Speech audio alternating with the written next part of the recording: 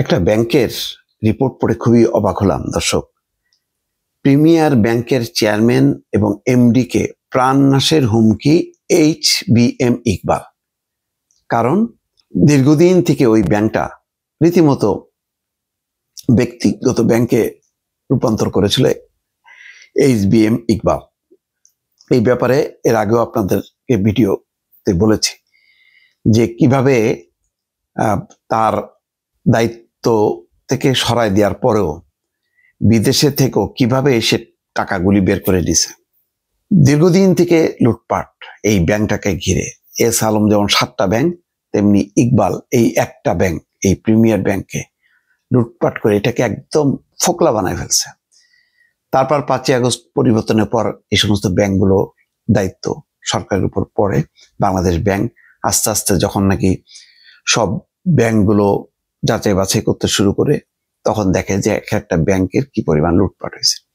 Premier bank তার মধ্যে একটা।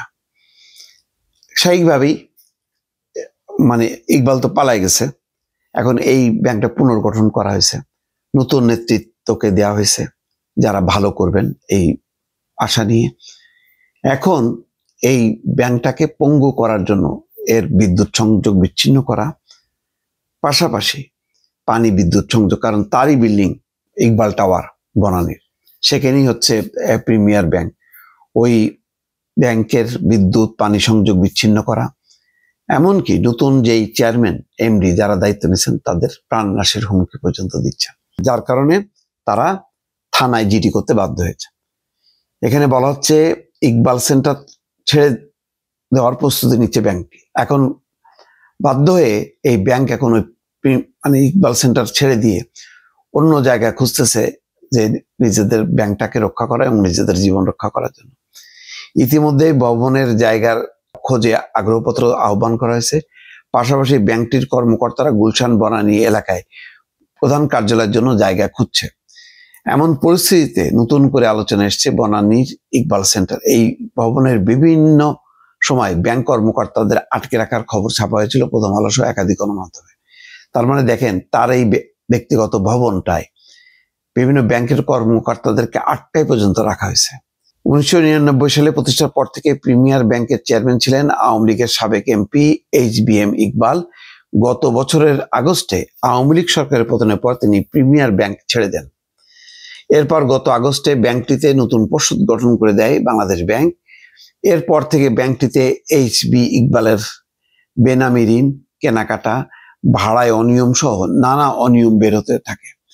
প্রিমিয়ার ব্যাংকের চেয়ারম্যান আরিফুর রহমান প্রথম আলোকে বলেছেন যে, আমি দীর্ঘদিন পর ব্যাংকে ফিরেছি, এরপর এসে নানা সমস্যা পাচ্ছি, কাজ করতে গিয়ে নানা প্রতিবন্ধকতার মধ্যে পড়তে হচ্ছে, হুমকিও পাচ্ছি, এরপরও কাজ করে যাচ্ছি, খরচ কমাতে প্রধান কার্যালয় সহ একাধিক শাখা সরিয়ে ফেলা হবে।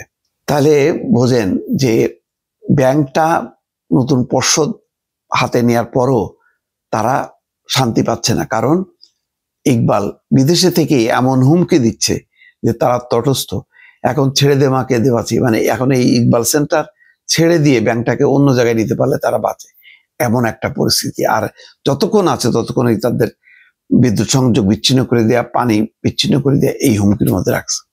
চিন্তা করছেন এরা কি পরিমাণ মানে লুটপাট করছে, আখের গোছাইছে, বিপুল টাকা পাচার করছে বিদেশে, যার কারণে এরা এই সোনার খনিটা হাতছাড়া হোক এটা কোনোভাবে মানে করতে চাচ্ছে না, এবং ওইটাকে আগলে রাখার জন্য নানাভাবে চেষ্টা এখনো পর্যন্ত করে যাচ্ছে।